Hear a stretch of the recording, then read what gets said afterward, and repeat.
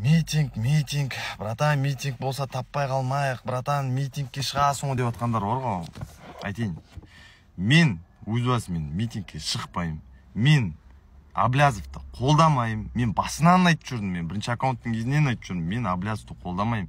Елден қашып кетіп, анаяқта отырып, маған ешкім указ ете алмайды. Бейт, сөйт, шық, бейт деген сияқты. Мен баран емеспін, маған қуған жақ қарай жүгіре беретін. Мен өзім басым бар, мен өзім ойлау қабілетім бар. Мен ол кісіні қолдамаймын.